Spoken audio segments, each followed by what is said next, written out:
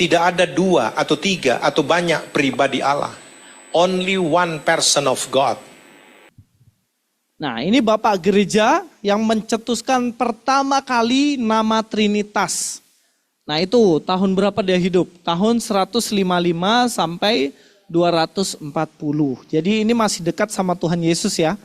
Ini masih dekat dengan Yohanes, penulis kitab Wahyu. Tahun berapa dia hidup?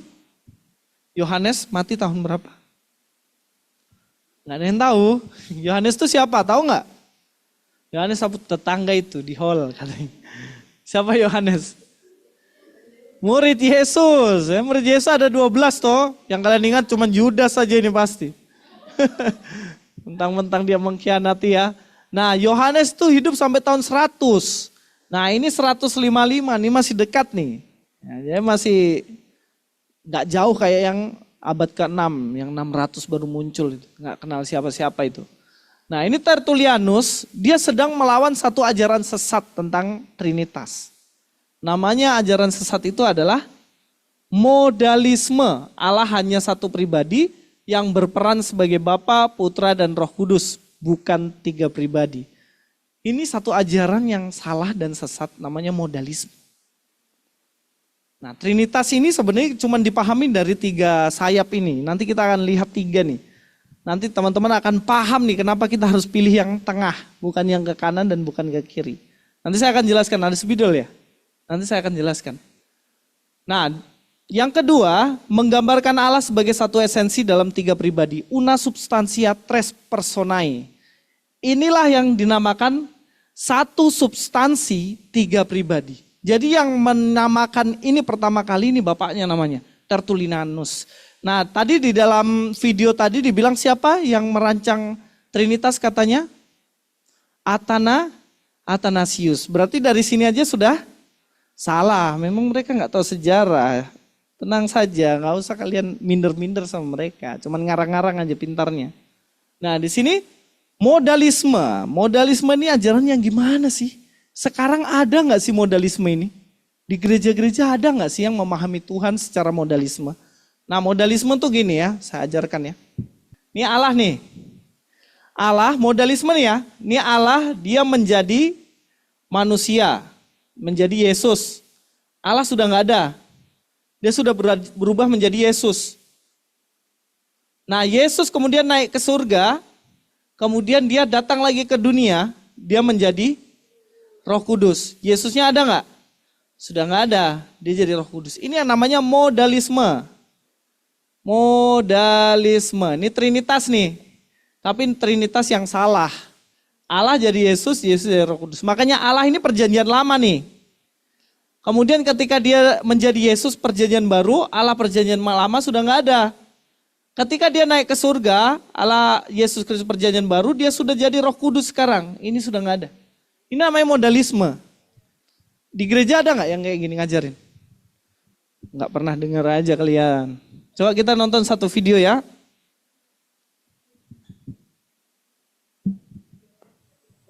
Tapi kemudian Tuhan menerangi hati saya, mencerahkan saya. Saya harus kembali kepada Alkitab. Tapi kemudian Tuhan menerangi hati saya, mencerahkan saya. Saya harus kembali kepada Alkitab. Ajaran Alkitab secara murni dan konsekuen. Tidak ada dua atau tiga atau banyak pribadi Allah. Only one person of God. Tuhan itu Allah kita. Tuhan itu Esa. Yesaya 44 ayat 24 bilang apa? Sama-sama baca. Beginilah firman Tuhan penebusmu. Dari Yesaya aja sudah bicara Tuhan itu penebus. Siapa yang datang di perjanjian baru sebagai penebus? Yesus. Berarti Yesus adalah Tuhan di perjanjian lama. Sederhana kok. Ya. Oke, saya akan jelaskan video ini ya. Jadi menurut dia Allah ini kan penebus. Kemudian Allah berubah menjadi Yesus. Allah ini udah gak ada. Karena Yesus adalah Allah di perjanjian lama. Dibilang tadi kan. Kalau videonya ini full kalian nonton. Dia bilang Yesus sudah naik ke surga. Dia sudah berubah menjadi Roh Kudus. Nah, ini peringatan kenaikan Yesus ke surga ini. Ini ceritanya. Ditutup aja itu logo di atas itu. Supaya kalian gak tahu itu. Nah, ini Pak ini terkenal juga ini. Nah, dia kan naik ke surga kemudian jadi Roh Kudus ini dihapus. dia sudah nggak ada. Makanya dibilang apa? Personanya cuman ada person per pribadinya. Tulisanku kok jelek ya. Personnya hanya ada satu, berubah-ubah di sini, Roh Kudus. Mungkin kalau Roh Kudus ini naik ke surga dia berubah lagi jadi Yesus. Lahir dari perut Maria lagi nanti, ya toh? Nah, ini namanya modalisme. Ini ajaran yang salah tentang Trinitas. Itu ajaran yang salah. Coba kembali ke slide sebelumnya. Itulah ajaran yang ditentang oleh yang namanya Tertullianus, nih Bapak Gereja. Melawan modalisme, Allah hanya satu pribadi yang berperan sebagai Bapa, Putra, dan Roh Kudus, bukan tiga pribadi. Menggambarkan Allah sebagai satu esensi, ini si Tertullianus, dia gambarkan Allah sebagai satu substansi, una substantia, tres personae. Ada tiga pribadi dan hanya satu esensi, substansi. Nah, kelemahannya apa sih modalisme ini? Coba kita bahas. Menurut kalian kelemahannya apa? Ini saya kasih tunjuk satu saja ya. Pada waktu Yesus mati di kayu salib, Yesus mati nih ya. Karena kan Allah PL, Allah perjanjian lama sudah berubah jadi Yesus nih. Sudah berubah jadi Yesus. Ketika Yesus mati, disalibkan, dan Yesus pada waktu itu ada di dunia ini, dalam tubuhnya yang terbatas ruang dan waktu, dia akan membatasi. Itu namanya teori kenosis. Nah ini susah lagi, panjang lagi ya kita bahas itu ya. Nggak usah ya. Panjang lagi nanti, kita kuliah lagi nanti. Nah Yesus ketika jadi manusia, kira-kira yang di surga siapa? Kalau dengan modalisme ini, pemahaman modalisme. Yang mengatur alam semesta ini ketika Yesus lagi tidur di perahu, gitu. Yesus lagi tidur di perahu kan, bobok begitu muridnya lagi, aduh orang lagi kena ombak begini baru Yesus tidur lagi. Pas dia tidur, siapa yang di sorga? Nggak ada, kosong ya kan. Makanya kenapa ini salah ini. Di Alkitab nggak pernah ngomong gitu ya kan. Dia tafsir sembarang-sembarang Bapak. Di Alkitab kan tidak pernah bilang ketika Yesus tidur dan Allah Bapa juga ikut tidur di surga. Nggak ada. Jadi modalisme ini memang sesat teman. Karena ini akan menggagalkan teori keselamatan itu tuh. Nah, ketika, wah nggak apa-apa ya gerak-gerak ya kameranya ini capek ngikutin. Ketika Yesus disalibkan, pengorbanan Yesus di kayu salib ini diberikan kepada siapa?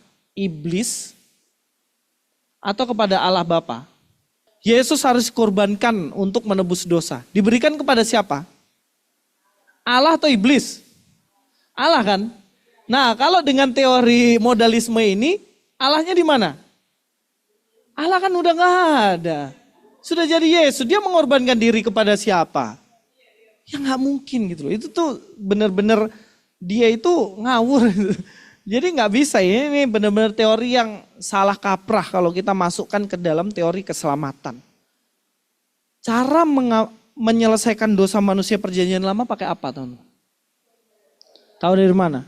Adam dan Hawa jatuh dalam dosa, emang ada kurban? Hah? Ada nggak?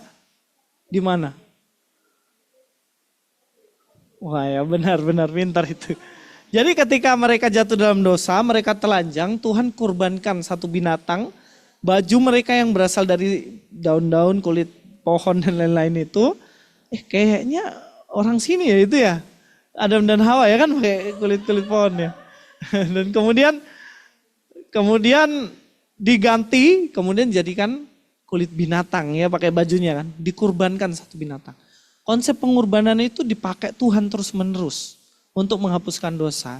Makanya Ayub ketika anak-anaknya pesta, Ayub bilang apa? Dikurbankan ya binatang supaya mereka tidak berdosa dan dosanya diampuni. Jadi konsep ini, kurban ini diberikan kepada Tuhan, bukan pada setan. Masih ada orang Kristen yang pikir menebus dosa itu dikorbankan, diberikan kepada setan. Nah ini ngawur pada Tuhan. Kalau modalisme mungkin apa enggak? Diberikan kepada Allah Bapa. Enggak bisa, Allah Bapa sudah jadi Yesus kok. Enggak bisa, ini teori salah ya. Jadi modalisme itu sesat ya. Ini enggak benar. Dan itu sudah ditentang ratusan tahun. Bukan ratusan tahun, ribuan tahun yang lalu oleh satu bapak gereja namanya Tertullianus. Nah sekarang ajaran ini ada, beredar di YouTube. Ini salah satu tokohnya Bapak Pendeta tadi yang geser.